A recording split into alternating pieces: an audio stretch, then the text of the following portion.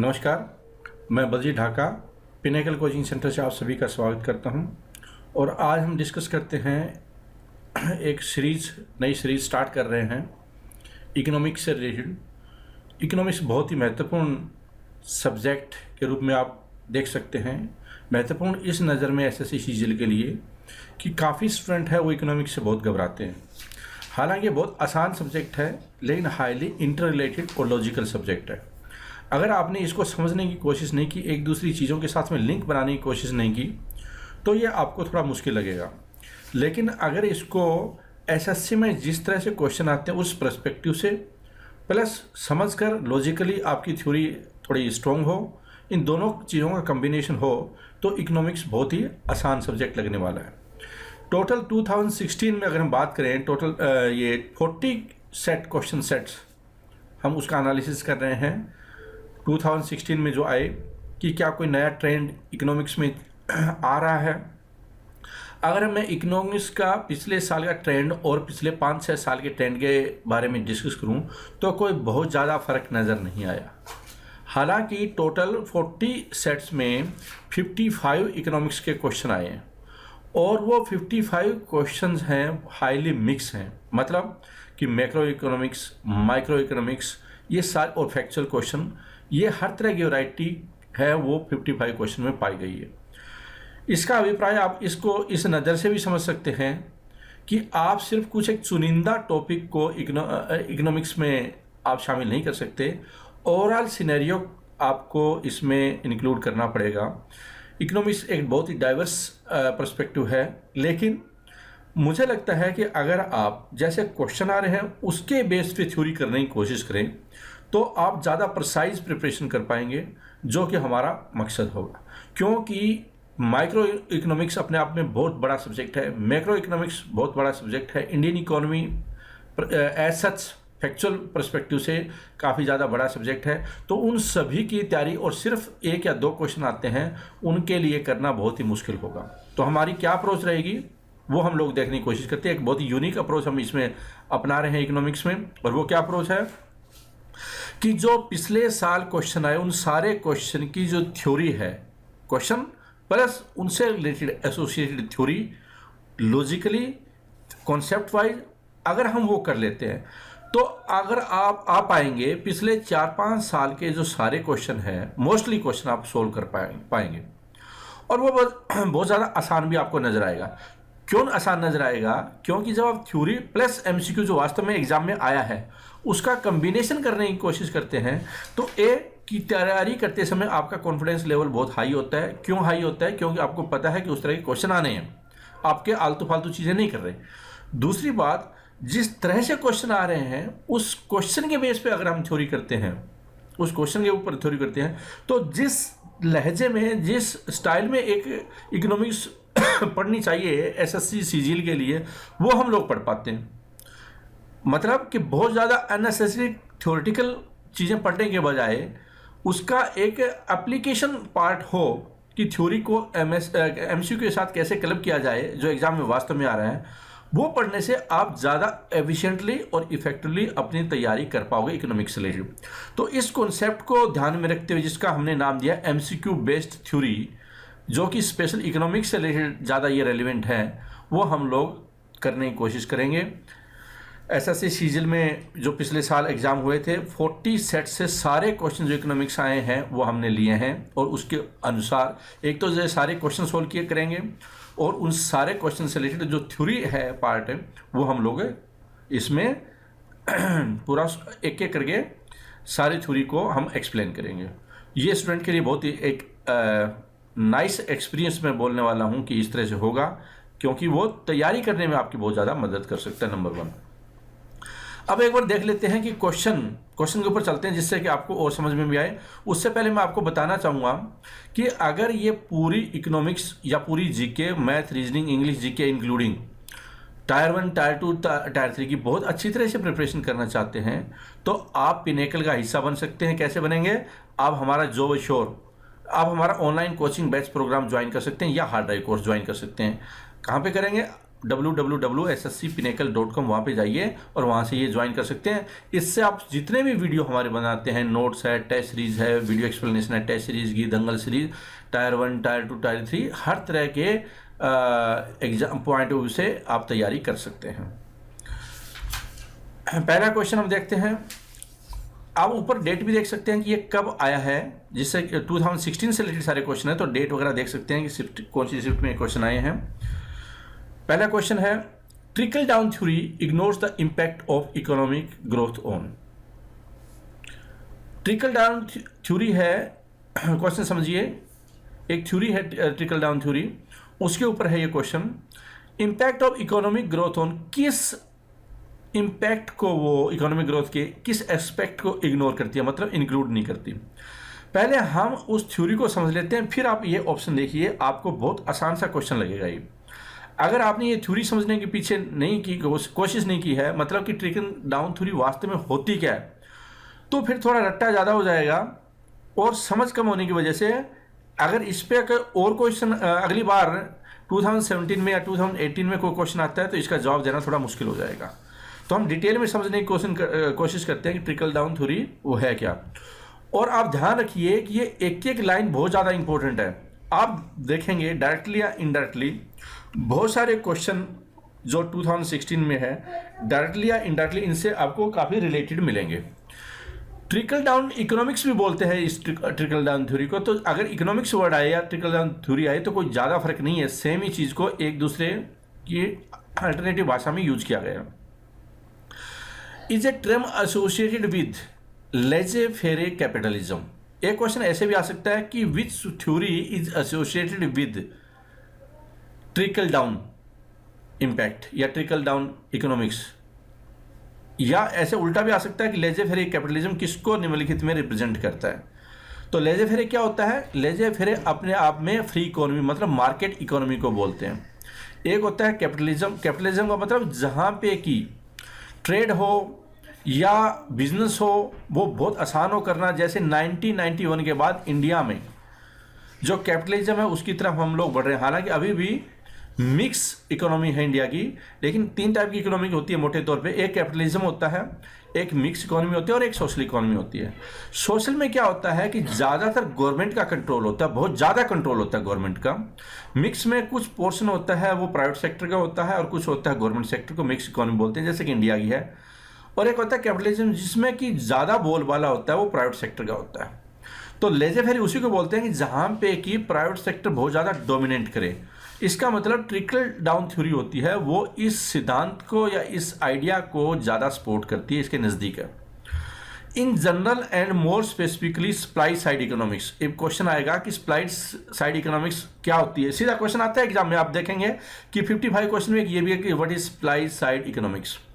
Supply side economics का मतलब यहाँ पे ये होगा कि जो प्रोड्यूसर होता है ना उसके पास पावर ज़्यादा है, मतलब कि वो चीज़ें प्रोड्यूस करेगा और उसके बाद मार्केट बनेगी। मतलब कि अगर चीज़ें बहुत ज़्यादा बन रही है तो उससे कंज्यूमर को क्या फ़ायदा होगा? चीज़ें सस्ती मिल सकती है, चीज़ें सस्ती मिल सकती है, चीज़ें वैरायटी ज़्यादा हो सकती है, इनोवेशन ज़्यादा हो सकता है। तो जो ये वाली इकोनॉमिक्स होती है, कैपिटलिज्म वाली फिलोसफी होती है, उसमें सप्लाई साइड पे ज़्यादा ध्यान दिया जाता है। प्रोड्यूसर है वहाँ पे डोमिनेंट रोल अदा कर सकता है सप्लाई पर्सपेक्टिव में। मतलब कि कंज्यूमर के पास उस नज़र से देख सकते हैं कि कंज्यूमर के पास चॉइस ज़्यादा हो सकती है। इसमें use to characterise economic policy as favouring the wealthy और प्रिविलेज्ड। जब भी आप सप्लाई साइड की बात करेंगे या लेजे फेयर की बात करेंगे, कैपिटलिज्म की बात करेंगे या ट्रिकल डाउन की बात करेंगे, वो सारा इंडिकेशन किसकी तरफ करता है कि वेल्दी और प्रिविलेज्ड लोग होते हैं, उन पे फोकस ज़्यादा किया जाता है उस इकोनॉमिक्स में। मतलब कि अगर 2014 में जब ये हमारी सरकार नहीं आई तो उन्होंने मेन एजेंडे फोकस किया कि बिजनेस को आसान बनाया जाए। जो अगर बिजनेसमैन है, बिजनेसमैन को अगर फैसिलिटी ज़्यादा देते हैं तो वो ज़्यादा जॉब क्रिएट कर सकते हैं। हालांकि प्रेजेंट गवर्नमेंट का जो एजेंडा था वो थोड़ा सा पीछे हो गया, क्योंकि कुछ एक बहुत ही महत्वपूर्ण विधेयक बिल थे, जैसे कि लैंड एक्विजिशन बिल है, उसको सरकार को ज़्यादा सपोर्ट नहीं मिली। और सरकार को एक इस तरह से मैसेज गया सरकार के खिलाफ कि ये सूट बूट की सरकार है। आप देसी भाषा में समझना चाहें इसको, कि ये जो सूट बूट की सरकार आमतौर पर होती है वो वेल्दी और प्रिविलेज्ड क्लास को ज़्यादा फेवर करती है। ट्रिकल डाउन भी थ्योरी भी उसी को सपोर्ट करती है, सप्लाई साइड इकोनॉमिक्स भी उसी की तरफ है, और लेजे फेरी कैपिटलिज्म भी उसी की बात करता है। और पूरे वर्ल्ड में जो ज़्यादातर देश हैं, ज़्यादा डेवलप्ड कंट्री हैं, वो इसी सिद्धांत पे चलते हैं, शायद वो इसलिए डेवलप्ड हैं। आप बोलेंगे फिर ये अच्छी चीज़ है तो फिर सरकार पीछे क्यों हटी? इंडिया एक डिफरेंट काइंड कंट्री है, बहुत ज़्यादा लोग गरीब भी हैं यहाँ पे, वोट डेमोक्रेटिक कंट्री भी है। कई बार अगर सरकार कई बार जनता को ऐसा लगे, मैसेज ये चला जाए, परसेप्शन ये डेवलप हो कि ये सरकार किसी पर्टिकुलर तबके को ज़्यादा सपोर्ट कर रही है, तो बैकफायर कर सकते हैं पॉलिटिकल भाषा में। ट्रिकल डाउन इकोनॉमिक्स और trickle down theory argues for income and capital gain, tax breaks और other financial benefit to large businesses. जो ऊपर बात की है मैंने, इसको और ज़्यादा उसको एक्सप्लेन किया है। लेकिन एक क्वेश्चन अभी 2016 में सिर्फ इस वर्ड से रिलेटेड भी आया है, तो ध्यान रखिए कि कैपिटल गेन में आपको एक्सप्लेन भी करता जाऊंगा जब इस तरह की टर्मिनोलॉजी और जो वास्तव में आए हैं। ये क्वेश्चन आप देखेंगे आगे मिलेगा इस पे, कैपिटल गेन पे। ये होता क्या है कि आपने मान लो प्लांट लगा रखे हैं और जो परचेज की आइटम जो परचेज की हुई है उसकी तुलना में आप जो सेल करते हैं वो ज़्यादा प्राइस हो उसका, तो जो प्रॉफिट होता है उसको बोलते हैं कैपिटल गेन। आप बोल सकते हैं कि जो margin of production during production होगा उसको कैपिटल गेन बोला जाता है। और ये एडवांटेज, इस एक क्वेश्चन जो क्वेश्चन है उस नज़र से कि कैपिटल गेन का सिग्निफिकेंस क्या है, इससे क्या हो सकता है, आप ओवर प्रोडक्शन कर सकते हैं। मतलब कि बिजनेसमैन है, उसको प्रॉफिट ज़्यादा हो रहा है तो वो इन्वेस्ट कर सकता है, ज़्यादा प्रोडक्शन कर सकता है, नया प्लांट लगा सकता है। जब नया प्लांट लगेगा तो और ज़्यादा लोगों को रोज़गार मिलेगा, और ज़्यादा लोगों को रोज़गार मिलेगा तो लोगों को एम्प्लॉयमेंट मिलेगा, सरकार को टैक्स भी आएगा, और वो इस दौरान इस पर टैक्स भी दे रहा है प्रॉफिट पे। इन्वेस्टर्स एंड एंटरप्रेन्योर, तो जो ट्रिकल डाउन थ्योरी किसके सपोर्ट में, किसके समर्थन में, कि जो इन्वेस्टर है, मतलब यहाँ पे जो बिजनेसमैन है उसको वो सपोर्ट करती है। एंटरप्रेन्योर कौन होते हैं, कि जो लोग उद्यमी, जैसे कि अभी स्टार्टअप का बहुत बड़ा सरकार चला रही है कि इंडिया है वो जॉब लेने वाले के बजाय जॉब देने वाला बने। बहुत बड़ा स्लोगन है स्टार्टअप इंडिया कि हमें जॉब देने वाला बनना है। तो इसका मतलब एंटरप्रेन्योर और इन्वेस्टर है उसके पक्ष में बात करता है ट्रिकल डाउन। लेबर के बात में नहीं करेगा, लेबर के पक्ष में बात ज़्यादा नहीं हो रही है। जब कैपिटलिस्ट इकोनॉमी की बात होती है तो वो बड़े लोगों की बात होती है, जो गरीब मजदूर किसान उनकी बात नहीं ज़्यादा होती। तो इसका मतलब एक तो ये आ गया। फिर in order to stimulate economic growth, ये लाइन भी अपने आप में इंपॉर्टेंट है और इससे रिलेटेड बहुत क्वेश्चन आते हैं इसके ऊपर। आप समझिए इसको, एक होता है इकोनॉमिक ग्रोथ और एक होता है इकोनॉमिक डेवलपमेंट वर्ड। इन दोनों में बहुत फर्क होता है। इकोनॉमिक ग्रोथ होती है जब सीधा जीडीपी के साथ लिंक होता है कि आपकी जीडीपी बढ़ गई है, और इकोनॉमिक डेवलपमेंट की बात आती है तो इसका मतलब पर कैपिटा इनकम है वो ज़्यादा हो रही है। अमीर और गरीब के बीच में इकोनॉमिक डेवलपमेंट में खाई ज़्यादा नहीं होती। इकोनॉमिक ग्रोथ होती है उसमें गरीब और अमीर के बीच में खाई ज़्यादा होती है। मतलब कि जब ये लेजे फेरी या ट्रिकल डाउन इकोनॉमिक्स से वो बात करता है इकोनॉमिक ग्रोथ की, वो इकोनॉमिक डेवलपमेंट की एज सच बात नहीं करता। डेवलपमेंट में क्या है कि एजुकेशन बहुत बढ़िया हो रही है, हॉस्पिटल ज़्यादा लग रहे हैं, खुल रहे हैं, उसके बाद ह्यूमन डेवलपमेंट इंडेक्स पे ज़्यादा फोकस हो रहा है। वो सारी बातें होती है वो या तो सोशल इकोनॉमिक्स की तरफ या मिक्स इकोनॉमी की तरफ इंडिकेट करती है, इकोनॉमिक डेवलपमेंट की तरफ इंडिकेट करती है। इकोनॉमिक ग्रोथ है वो इंडिकेट करती है उल्टा इसके। तो ध्यान रखिए, इस सेंटेंस देखने में एक लाइन है वो आपको बहुत ज़्यादा पजल में डाल सकती है अगर आपने लॉजिकली इसको नहीं समझी। ये थ्योरी इसको ज़्यादा फोकस करती है, स्टिमुलेशन देती है। टू अजम्पशन हम मान सकते हैं कि all member of society benefit from growth. अब जो इसके एडवोकेट्स हैं किसके, कैपिटलिज्म थ्योरी के, पूरे वर्ल्ड में तो यही चल रहा है ज़्यादा। सारे एमबीए जो लोग कर रहे हैं वो सारा सिद्धांत ही इसके ऊपर है। कभी भी एमबीए में इस बात के लिए नहीं पढ़ाया जाता कि आपको गरीबों के लिए कोई सब्सिडी देनी है, ऐसा कभी नहीं होता। All member of society benefit from growth, तो जब ये इकोनॉमिक ग्रोथ ज़्यादा होगी मतलब कि इन्वेस्टर और एंटरप्रेन्योर को ज़्यादा बेनिफिट होगा तो वो ज़्यादा चीज़ें लगा सकता है, आगे इन्वेस्ट कर सकता है, और इससे क्या होगा कि सारे समाज को फायदा होता है क्योंकि उनको रोजगार मिल गया। सरकार को ज़्यादा टैक्स आया, सरकार के पास ज़्यादा टैक्स आया तो क्या करेगा, सोशल डेवलपमेंट स्कीम में ज़्यादा लगा सकते हैं। तो बेसिक थ्योरी इसके ऊपर ही है।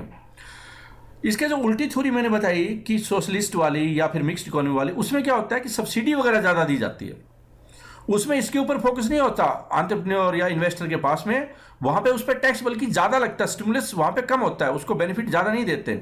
बेनिफिट किसको ज़्यादा दिया जाता है उस दूसरी इकोनॉमिक्स में, सोशलिस्ट और मिक्स में, वहाँ पे गरीब को सब्सिडी ज़्यादा दे दी, गरीब के लिए स्कीमें लोन ज़्यादा कर दी, सोशल वेलफेयर स्कीम चला दी, बूढ़े लोगों के लिए वो स्कीम चला दी। सोशल इकोनॉमिक्स पे ज़्यादा फोकस होता है, अमर्त्य सेन वाली इकोनॉमिक्स पे ज़्यादा फोकस होता है, वेलफेयर इकोनॉमिक्स इसको बोलते हैं। And growth is most likely to come from those with the resources. तो ये थ्योरी क्या एडवोकेट करती है, या जो इकोनॉमिक ग्रोथ का कॉन्सेप्ट किसको रिप्रेजेंट करता है कि आपके पास रिसोर्सेज ज़्यादा है, मतलब एंटरप्रेन्योर के पास रिसोर्सेज ज़्यादा है, इन्वेस्टर के पास रिसोर्सेज ज़्यादा है, ज़्यादा चीज़ें वो कर सकता है। जब इकोनॉमिक एक्टिविटी, बहुत इंपॉर्टेंट वर्ड है कि इकोनॉमिक एक्टिविटीज, और देखेंगे इस वर्ड पे ही क्वेश्चन आया है SSC CGL में 2016 में। इकोनॉमिक एक्टिविटीज जब ज़्यादा होगी, ज़्यादा रिसोर्सेज को एड्रेस करेगी और ज़्यादा लोगों को रोजगार मिल सकता है, and skill to increase productive output, और उसके पास ज़्यादा होगा, R&D में इन्वेस्ट कर सकते हैं, एम्प्लॉय के स्किल्स में इन्वेस्ट कर सकते हैं, जिससे कि total intellectual capital, human capital है, उसकी ग्रोथ ज़्यादा हो। ह्यूमन कैपिटल की ग्रोथ होना बहुत ज़्यादा ज़रूरी है। सरकार का एक प्रोजेक्ट भी है स्किल इंडिया, और सरकार इस पर बहुत ज़्यादा कोशिश कर रही है। ये अलग बात है कि इम्प्लीमेंटेशन उसका बहुत पुअर है। जो पिछले सरकार थी उन्होंने भी स्किल्स इंडिया पे फोकस किया, इस सरकार ने भी स्किल्स इंडिया में फोकस किया। और कई सीधा भी आ सकता है, जो टायर 3 की तैयारी कर रहे हैं वो ध्यान दें स्किल्स इंडिया, इस पे ऐसे लिखना भी आ सकता है, क्योंकि ये गवर्नमेंट का बहुत इंपॉर्टेंट प्रोजेक्ट है। फिर क्या बोलती है trickle down theory, economics theory that says benefit for the wealthy trickle down to everyone else. तो इसको दूसरे लैंग्वेज में एक्सप्लेन किया कि वेल्थ का बेनिफिट है वो नीचे तक जाता है। मतलब कि अगर अंबानी और अदानी को बड़ी बड़ी फैक्ट्रियां लगेगी तो 10,000 लोग, 15,000 लोगों को रोजगार मिल सकता है। सरकार कितने लोगों को रोजगार दे सकती है? पूरी सरकार लग रही है, सेंट्रल गवर्नमेंट, इतने डिपार्टमेंट है, SSC CGL की 5 से 6,000 से ज़्यादा वैकेंसी नहीं निकाल सकती, जबकि इससे ज़्यादा एक अकेली कंपनी रिक्रूट कर सकती है। तो ट्रिकल डाउन थ्योरी इस बात को सपोर्ट करती है कि वेल्थी का नीचे तक का असर जाता है। ट्रिकल डाउन मतलब नीचे तक असर जाना। दीज अमीर आदमी के चारों तरफ है, वो आपको अमीरी, दूसरों को भी अमीर करने की एबिलिटी रखता है। ट्रिकल डाउन का असली मतलब ये है। These benefit are usually tax cut on businesses. तो बिजनेसमैन को कैसे कि आप बिजनेसमैन के ऊपर कम टैक्स लगाएंगे, हाई इनकम अर्नर होंगे उस पर कम टैक्स लगे, कैपिटल गेन है उस पर टैक्स नहीं लगे, डिविडेंड पे टैक्स नहीं लगे, जिससे कि इन्वेस्टमेंट ज़्यादा हो, कैपिटल फॉर्मेशन ज़्यादा हो। एक कैपिटल फॉर्मेशन भी अपने आप में बहुत इंपॉर्टेंट वर्ड है, याद रखना कि अगर ये चीज़ें होगी, कैपिटल फॉर्मेशन ज़्यादा होता है, मतलब कि जो इन्वेस्टमेंट और सेविंग है वो ज़्यादा, वो नए प्रोजेक्ट लगाने में, ग्रीन फील्ड प्रोजेक्ट लगाने में उसमें इन्वेस्टमेंट ज़्यादा हो सकता है। लेकिन अगर सरकार उनकी बजाय टैक्स उन पर फूल लगा दे और गरीबों को ज़्यादा फायदा पहुंचाने की कोशिश करे तो क्या हो सकता है? तो हो सकता है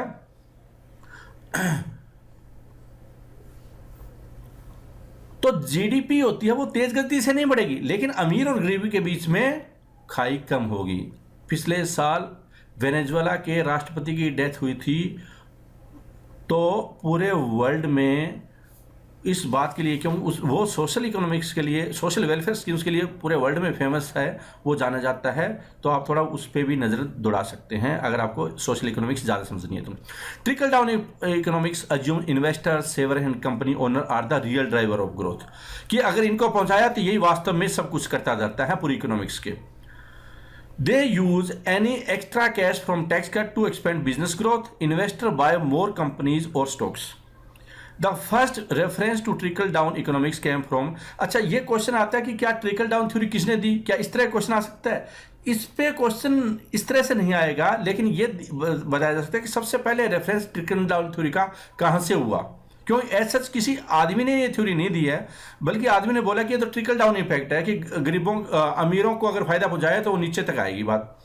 अमेरिकन कॉमेडियन एंड कमेंटेटर थे विल रोजर्स, उसने सबसे पहले इस कॉन्सेप्ट का यूज किया, इसका नाम दिया, आप ये बोल सकते हैं, who use it derisively describe president Herbert Hoover stimulus effort during the Great Depression. America में 1929 में 1929 में बहुत बड़ा ग्रेट डिप्रेशन आया और पूरे वर्ल्ड में वो डिप्रेशन चला।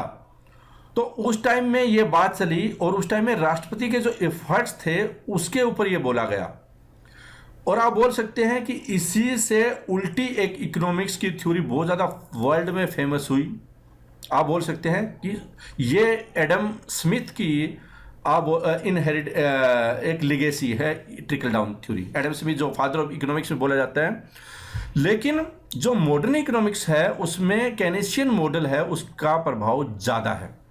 और यहीं पे ही केनेशियन मॉडल है वो आ जाता है कि जेम्स केन्स ने बोला कि जो ऊपर वाली थ्योरी है ये बहुत अच्छी नहीं है, सरकार को ज़्यादा इंटरवेंशन करने की ज़रूरत है। और अगर सरकार से बेशक खड्डे खुदवा रही है, उसी पे डलवा रही है, वापस खड्डे खुदवा रही है, उसमें रेट डलवा रही है, तो वो लोगों को ज़्यादा एम्प्लॉयमेंट दे सकता है। हम उस पर केनेशियन मॉडल पे बाद में डिस्कस करेंगे वो क्या है, लेकिन वो इसके जस्ट अपोजिट है समझने पर्सपेक्टिव से। More recently opponent of President Ronald Reagan used the term to attack his income tax cuts।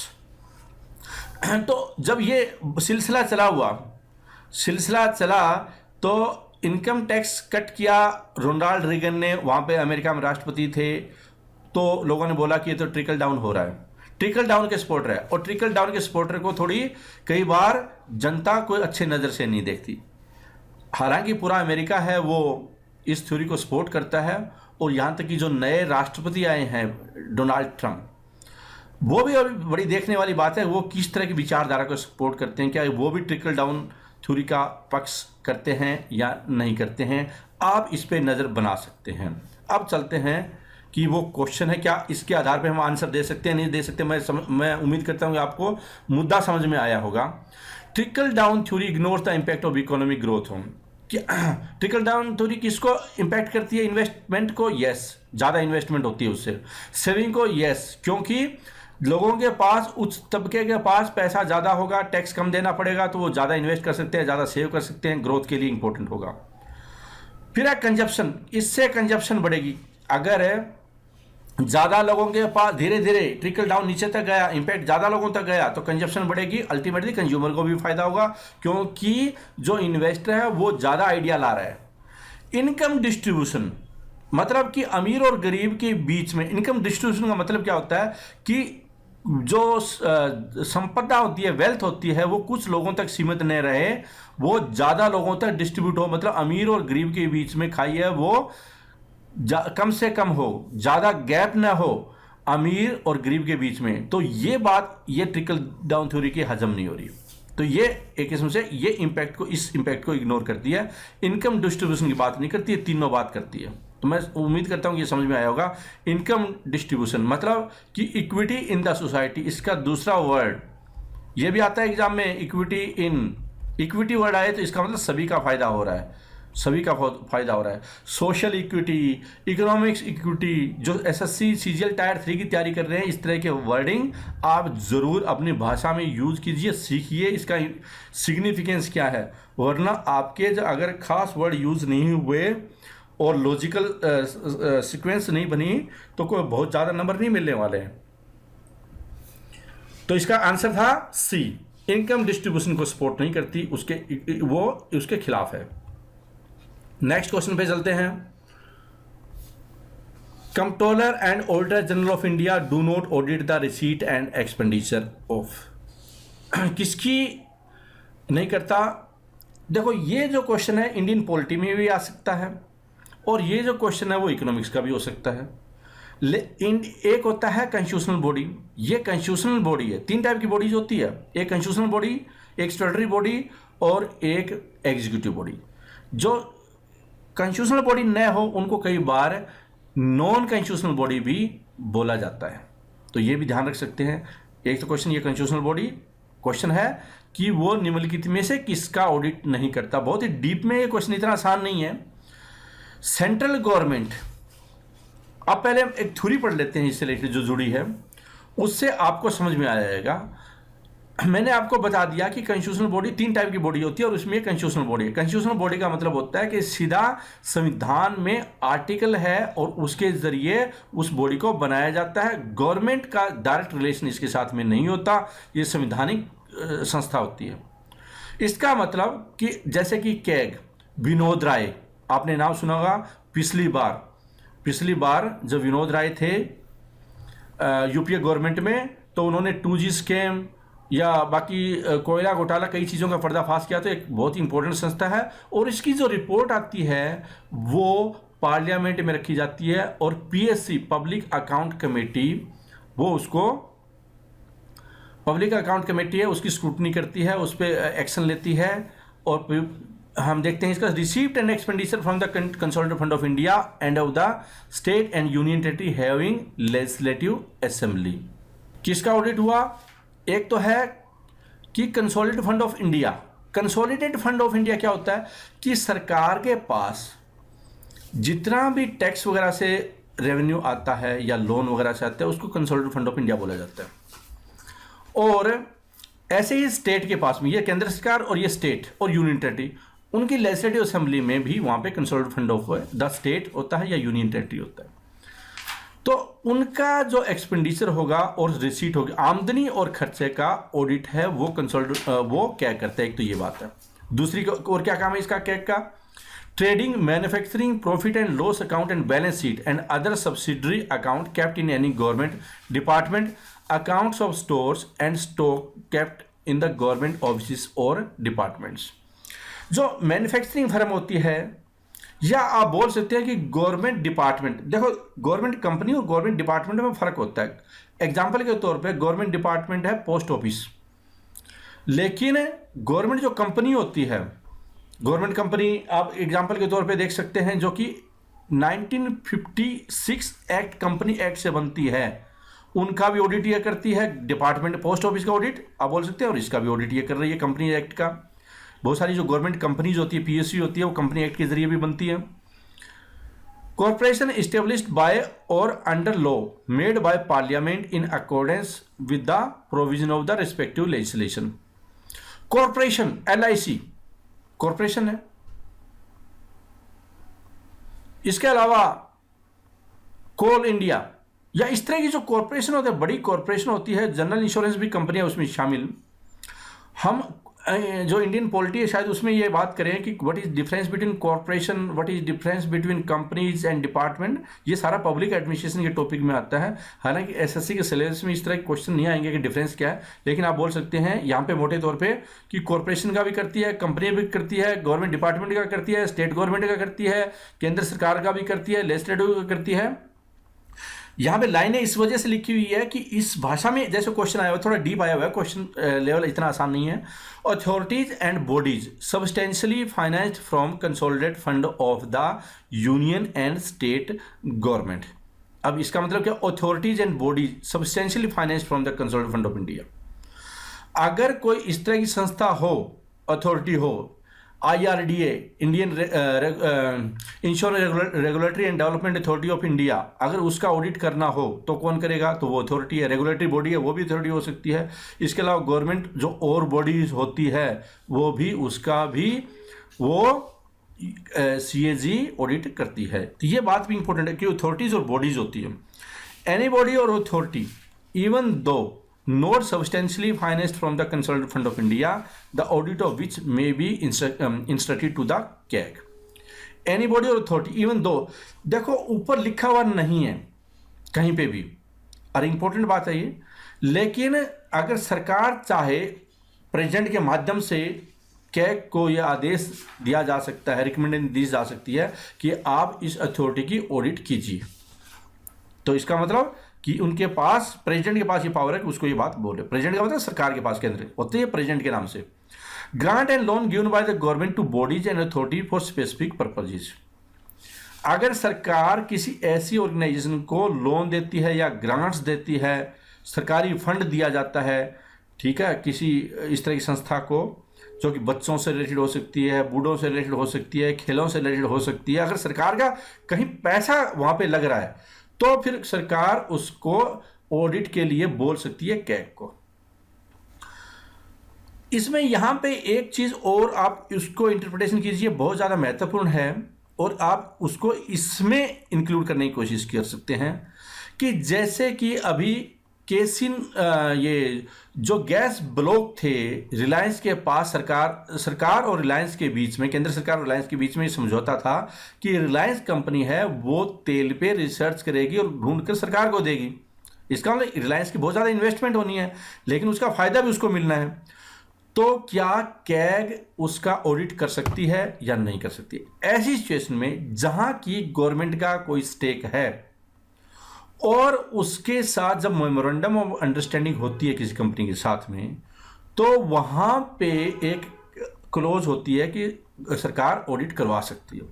लेकिन कई बार कंट्रोवर्सी इस मामले में आ जाती है कि वो किस चीज़ का ऑडिट करवा सकती है, क्योंकि वो अपने आप में बहुत ही सब्जेक्टिव सी बात हो जाती है कोई क्लोज। तो वो रिलायंस वाला केस था, वो इस मुद्दे पे था। दूसरा केस था जब केजरीवाल की सरकार सत्ता में आई, आप पार्टी सत्ता में दिल्ली में, वहाँ पे रिलायंस कंपनी की और टाटा की, रिलायंस की दिल्ली बिजली बोर्ड में, मतलब कि जो कंपनी डिस्ट्रीब्यूट कर रही है इलेक्ट्रिसिटी पावर है, वो उनके पास थी, प्राइवेट सेक्टर के पास थी।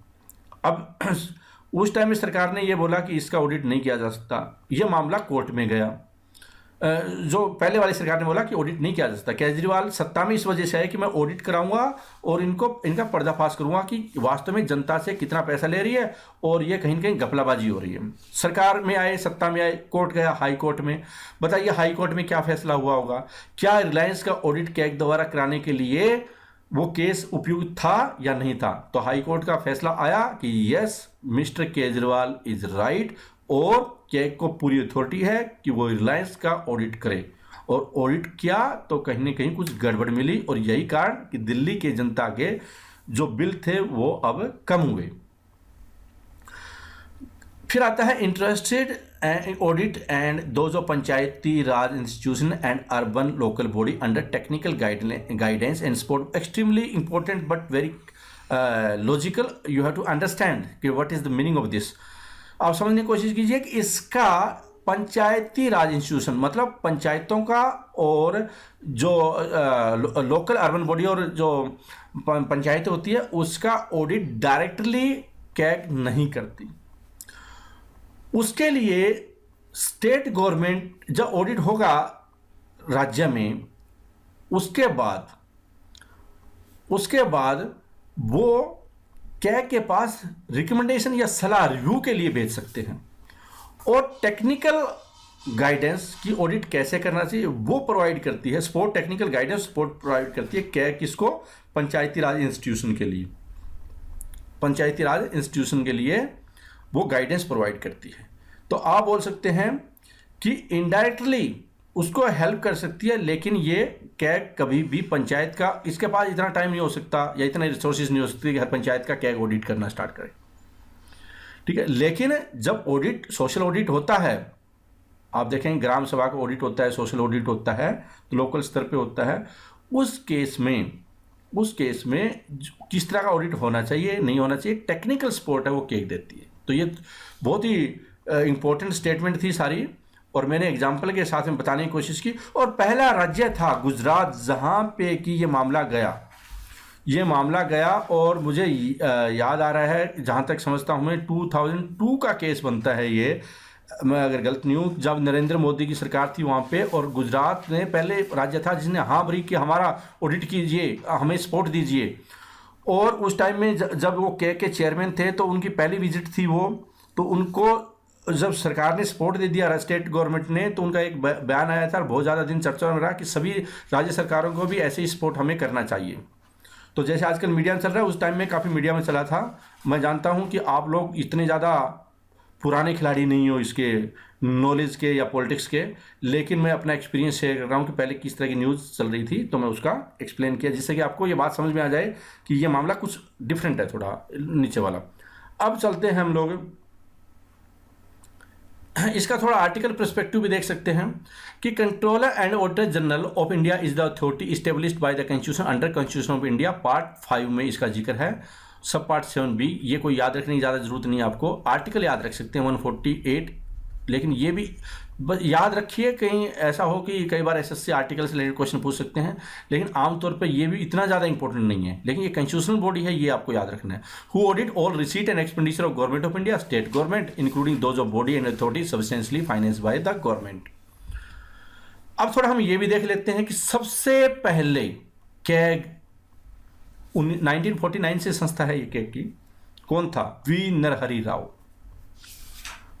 आमतौर पे जो कैग का टर्म होता है वो 6 साल के लिए होता है या 65 साल, 65 ईयर्स। जो अभी वर्तमान में है, जो विनोद राय की बात की, और विनोद राय को हाल ही में सुप्रीम कोर्ट ने जो क्रिकेट बोर्ड है बीसीसीआई जिसको बोलते हैं इंडिया में, board of cricket control board of India जिसको बोलते हैं, उसका ये अध्यक्ष बनाया है। अनुराग ठाकुर पहले थे, उसको डिसमिस कर दिया। सुप्रीम कोर्ट की अध्यक्षता में विनोद राय है, इसकी देखेंगे तो आप ये जीके पर्सपेक्टिव से भी ध्यान रख सकते हैं। लेकिन अभी हाल ही में जो शशिकांत शर्मा है वो इसके कैग हैं, मुखिया हैं। इसको ये भी याद रखिए कि इसकी कितने साल तक वो रह सकते हैं, मैक्सिमम 6 साल तक रह सकते हैं, या फिर 65 साल से हो जाती है। मान लो कोई 63 पे ज्वाइन करता है तो वो 2 साल तक रह सकता है, 65 में उसको रिटायर होना पड़ेगा। 90,000 सैलरी होती है। हालांकि जितने भी कॉन्स्टिट्यूशनल बॉडी इंक्लूडिंग प्रेसिडेंट है उन सबकी सैलरी चेंज होना अब वो विचाराधीन है, क्योंकि इंडिया में सबसे ज़्यादा सैलरी फिलहाल है वो कैबिनेट सेक्रेटरी की है। ऑफिसर में सबसे ज़्यादा सैलरी कैबिनेट सेक्रेटरी की होती है। अब उनकी सैलरी राष्ट्रपति से ज़्यादा हो गई है। अब एक किस्म से ये क्वेश्चन, मॉरल क्वेश्चन आ जाता है, क्या राष्ट्रपति से किसी और ऑफिसर की सैलरी ज़्यादा होनी चाहिए जो उसको रिपोर्ट कर रहे हैं? क्योंकि आईएएस ऑफिसर और गजेटेड ऑफिसर होते हैं। ये भी क्वेश्चन आया था एसएससी 2016 में कि गजेटेड ऑफिसर उसको वो अपॉइंटमेंट लेटर या हटा कौन सकता है, तो राष्ट्रपति हटा सकते हैं, और राष्ट्रपति की सैलरी कम, तो ऐसा पॉसिबल नहीं हो सकता। एनीवे, अब क्वेश्चन पे देखते हैं कि वो क्वेश्चन क्या था और क्या आप समझ पाए मेरी बातों को। Controller and auditor general of India do not audit the receipts and expenditure of, किसकी वो नहीं करते? तो सेंट्रल गवर्नमेंट की करते हैं, स्टेट गवर्नमेंट की करते हैं, गवर्नमेंट कंपनी करते हैं। जैसे वहाँ लिखा हुआ था जो कंपनी 1956 एक्ट, कंपनीज एक्ट के मुताबिक थी, और मैंने एग्जाम्पल भी दिया था, जैसे कि एसबीआई कंपनी है गवर्नमेंट की, उसका भी कर सकती है। लोकल बॉडी उसका डायरेक्टली नहीं करती। लोकल बॉडी कौन सी होती है? जैसे कि पंचायती राज इंस्टीट्यूशन, उनका डायरेक्टली नहीं किया जाता, या फिर जो अर्बन लोकल बॉडी होती है उनका नहीं किया जाता। लोकल बॉडी भी कई टाइप की होती है, लगभग 10-12 होती है। जैसे कैंटोनमेंट एरिया, वो भी एक लोकल बॉडी है। हम देखेंगे कि कितने टाइप की लोकल बॉडी होती है जब हम पॉलिटी में पढ़ेंगे local bodies.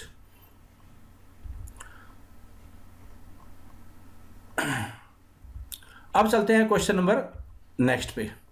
What will be you call a system of taxation under which the poor section are taxed at higher rates than richer section? उस सिस्टम को क्या बोलते हैं जिसमें गरीबों को ज़्यादा टैक्स लगता है प्रोपोर्शनेटली, किसकी तुलना में? अमीर लोगों की तुलना में। ये क्वेश्चन था एसएससी सीजीएल का 2016 का। हम देखते हैं, इसके पहले थ्योरी देख लेते हैं, क्योंकि हमारा जो कॉन्सेप्ट इकोनॉमिक्स को समझने का, पहले थ्योरी के साथ मिक्स करेंगे एमसीक्यू को, जिससे कि हमारा पूरा अच्छी तरह से प्रिपरेशन हो। पहले ये देखिए कि जो टैक्सेशन सिस्टम किसको बोलते हैं। एक होता है, अब ये देखिए, considering the relation between tax rate and the tax base. Tax base क्या होता है? ये भी एग्जाम में क्वेश्चन आता है कि व्हाट इज टैक्स बेस। जिस इनकम पे टैक्स लगता है उसको टैक्स बेस बोला जाता है। और टैक्स रेट क्या होता है कि किस दर से टैक्स लगता है, जैसे कि 10, 10%, 20%, 30%, 0%। अभी जीएसटी है, जीएसटी कितना परसेंट होगा? 17-18% की रेंज में टोटल होगा या नहीं होगा, या सरकार थोड़ा पीछे होगी, इलेक्शंस हो रहे हैं उसकी तुलना में।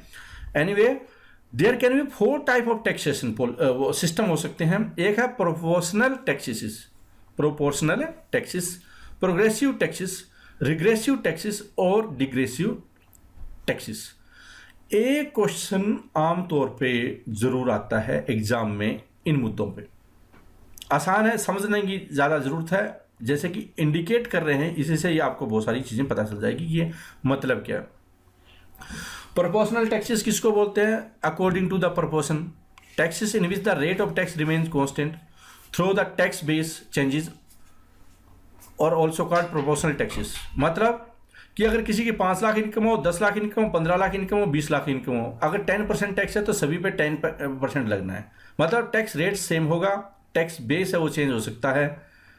इससे क्या होगा कि सरकार को ज़्यादा रेवेन्यू भी आ सकता है। Proportional tax system thus tax vary in direct proportion to the change in income. If income is double, tax amount is also double. अगर किसी की 5 लाख रुपए इनकम है, 10 हो गई है, तो पहले अगर 10% टैक्स के हिसाब से अगर 50,000 लग रहा था, अब 10% के हिसाब से 1 लाख टैक्स होगा। क्या इंडिया का ये टैक्स है सिस्टम, इनकम टैक्स? नहीं, ये नहीं है। लेकिन आप देखिए किस पे है, सेल टैक्स पे होता है इस तरह के। एग्जाम्पल के तौर पे मैंने बताया। हालांकि सेल टैक्स पे दूसरे टैक्स भी हो सकते हैं, जो ये वाला टैक्स भी इस नज़र से भी देख सकते हो, आप उसको एक्सप्लेन कर सकते हो। डिपेंड करेगा एग्जाम्पल को किस पर्सपेक्टिव से रखा गया। Progressive taxes, taxes in which the rate of tax increase are called progressive taxes. Thus, in a progressive tax, amount of tax paid will increase at a higher rate than the increase in tax base or income, for a taxation amount is the product of multiplying the base by the rate, and both these increase in progressive tax. India का ये tax है।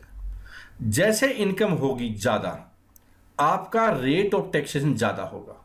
मतलब कि एक बंदे की 5 lakh income है और उस पर 10% टैक्स है, दूसरे की 10 लाख इनकम है 20% टैक्स है, तीसरे की 20 लाख इनकम है 30% टैक्स है। ऐसे करके जितनी ज़्यादा इनकम है, और फिर साथ में मान लीजिए कि सरचार्ज बोलते हैं टैक्स के ऊपर टैक्स, उसको सरचार्ज बोला जाता है, उसके ऊपर 10% है। तो इस तरह की सिचुएशन को हम लोग बोलते हैं प्रोग्रेसिव टैक्स, कि ज़्यादा अमीर, ज़्यादा पैसा, टैक्सेशन के रेट ज़्यादा, टैक्स भी बढ़ रहा है जैसे जैसे कि टैक्स बेस बढ़ रहा है, टैक्स रेट बढ़ रही है, टैक्स बेस बढ़ रहा है, दोनों। ज़्यादातर कंट्री है उसका प्रोग्रेसिव टैक्सेशन सिस्टम होता है इनकम टैक्स से रिलेटेड। लगभग 99% आप बोल सकते हैं प्रोग्रेसिव टैक्सेशन। सबसे एक क्वेश्चन आता है कि which one is the most popular form of taxation, most popular form of taxation system. Answer क्या होगा फिर? Progressive taxes. फिर आता है regressive taxes. When the rate of tax decreases as the tax base increases, the taxes are called regressive taxes। कि जैसे ही income बढ़ेगी या जैसे ही प्रोडक्शन आपका बढ़े, टोटल इनकम बेस बढ़े, टैक्स कम हो। स्टार्टिंग अंग्रेजों के टाइम में इस तरह से बहुत होता था। वो इंसेंटिव देते थे कि आपकी अगर इनकम ज़्यादा होती है, खेती-बाड़ी ज़्यादा होती है, आपको कम टैक्स देना पड़ेगा। और इससे क्या करते थे लोग, जोर लगाते थे कि ज़्यादा उसकी प्रोडक्टिविटी हो, ज़्यादा इनकम हो। ये एक इंसेंटिव है, इस नज़र से भी देख सकते हैं कि ज़्यादा इनकम कराने के लिए इंसेंटिव है। आप बोलेंगे कि क्या ब्लैक इकोनॉमी को ख़त्म करने के लिए अगर ऐसा सिस्टम अपनाया जाए रिग्रेसिव टैक्सेस का, जिसमें कि ये बोला जाए कि जिसकी इनकम जो ज़्यादा दिखाता है उसको कम टैक्स देना पड़ेगा, तो क्या ज़्यादा लोग बड़ी हाई फाइल रिटर्न कर सकते हैं या नहीं कर सकते हैं? आज के टाइम में लोगों की बड़ी बड़ी कोठियाँ बहुत बड़े गाड़ियों में चलते हैं और पता चला 2 लाख की ITR फाइल करते हैं, जबकि एक सैलरी क्लास होता है, PN है या क्लरिकल लेवल का है, वो भी उतना ही टैक्स पे कर रहा है। इसका मतलब जो सर्विस क्लास है उसके दिमाग में ये बात है कि बिजनेसमैन टैक्स नहीं देते। और यही कारण है कि बहुत सारे लोगों ने डीमोनेटाइजेशन ड्राइव को इस वजह से सपोर्ट किया कि उनको लगा कि हमारे साथ जस्टिस होगा जो सर्विस क्लास है। अब कितना होगा ये तो आगे आने वाला टाइम बताएगा, लेकिन सरकार ने इसको ब्लैक मनी के साथ ज़रूर जोड़ा है। कितना होगा या नहीं होगा ये मैं बोलना भी मुश्किल होगा। तो रिग्रेसिव टैक्स क्या होगा कि इनकम ज़्यादा हो या टैक्स बेस ज़्यादा हो, इनकम अगर टैक्स बेस ज़्यादा हो तो वो टैक्स है वो डिक्रीज हो जाए। इस तरह की सिचुएशन को हम बोलेंगे रिग्रेसिव टैक्सेस। इंसेंटिवाइज करना आप ये भी बोल सकते हैं। फिर है डिग्रेसिव या digressive taxes. Taxes which are mildly progressive, hence not very steep, so that high income earner do not make a due sacrifice on the basis of equity, are called digressive. In digressive taxation, a tax may be progressive up to a certain limit. After that, it may be charged at a flat rate. In digressive taxation, the tax payable increase only at a diminishing rate. मतलब कि पहले ये tax बढ़ रहा है, progressive हो रहा है, हमने देखा कि धीरे धीरे रेट ऑफ टैक्सेशन ना बढ़ रही है। लेकिन अगर ये लगे कि भाई जिसकी ज़्यादा इनकम हो, अगर जिसकी 2 लाख या 5 लाख इनकम हो तो 10% दे रहा है, और जिसकी मान लो 1 करोड़ हो वो अगर 40% दे या 50% दे, तो क्या ये उचित होगा? तो आप बोलेंगे ये भी उचित नहीं है, क्योंकि ये उसकी हिम्मत है, ये उसकी टैलेंट है कि वो ज़्यादा इनकम कर रहा है, तो उसको पेनलाइज क्यों किया जाए? तो उस केस में क्या होता है कि प्रोग्रेसिव थोड़े टाइम के लिए, लेकिन बाद में स्टेबल हो जाए या कम बहुत इंक्रीज की दर वो ऐसे हो जाए, फ्लैट हो जाए, उसको बोलते हैं डिग्रेसिव टैक्सेस।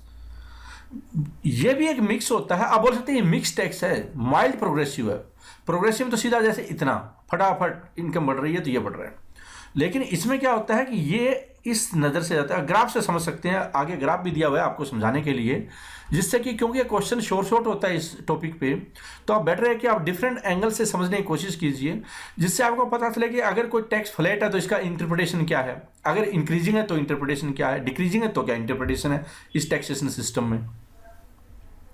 प्रोग्रेसिव सीधा बढ़ रही है इनकम, इन तो टैक्स बढ़ रहा है, रेट ऑफ टैक्स बढ़ रहा है, ये मार्जिनल टैक्स रेट है, मतलब अतिरिक्त कितना बढ़ रहा है, बेस इनकम।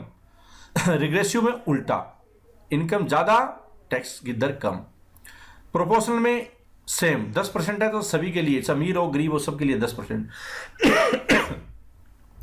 और एक है जो मैंने अभी एग्जांपल बताया कि पहले बढ़ा और लेकिन फिर कांस्टेंट हो गया, जिससे कि अमीर को ज़्यादा पेनल्टी नहीं देनी पड़ी, डिग्रेसिव को डाइग्रेसिव बोल सकते हैं। तो ये ग्राफ से आप समझ सकते हैं कि इसका अभिप्राय क्या है। अब चलते हैं क्वेश्चन की तरफ में कि मतलब इसका क्या है।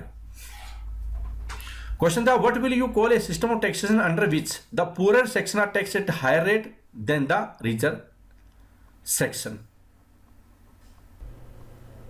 तो आंसर सीधा हो जाएगा रिग्रेसिव टैक्स। हालांकि जब आंसर तो ये है असली, और एसएससी का भी यही आंसर है, लेकिन जब 2016 का एक रिप्रेजेंटेशन आया उसमें कि एसएससी बोलती है कि जिसका क्वेश्चन आपको लगता है गलत आंसर की तो हमें रिप्रेजेंटेशन भेजो, तो कुछ स्टूडेंट ने इस आंसर दिया था डी, और उनका ये बोलना था कि अगर हमें डी को जस्टिफाई करना हो, हमारे पास ईमेल आई कि डी को जस्टिफाई करना हो तो हमें क्या लॉजिक देने पड़ सकते हैं।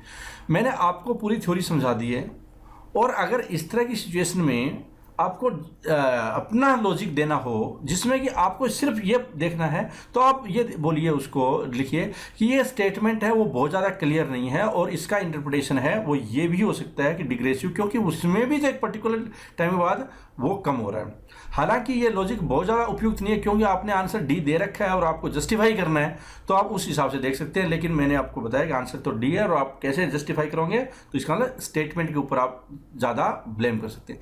लेकिन एसएससी जल्दी से इस पर मानने वाली नहीं होगी, क्योंकि बहुत ही क्लियर है ये, इसमें कोई कन्फ्यूजन की बात है नहीं।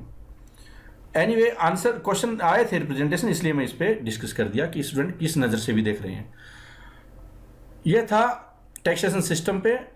अगले पार्ट में हम लोग करेंगे, आप इसको और भी देख सकते हैं, regressive tax is a tax that tax a larger percentage of income from low income earner than from higher income earner. It is in opposition with a progressive tax which tax a larger percentage from higher income earner. Regressive tax is generally a tax that is applied uniformly to all situations regardless of the pair। ये भी एक answer है जो कि stick answer है, लेकिन theory वाली चीज़ें हमने ये समझाई है।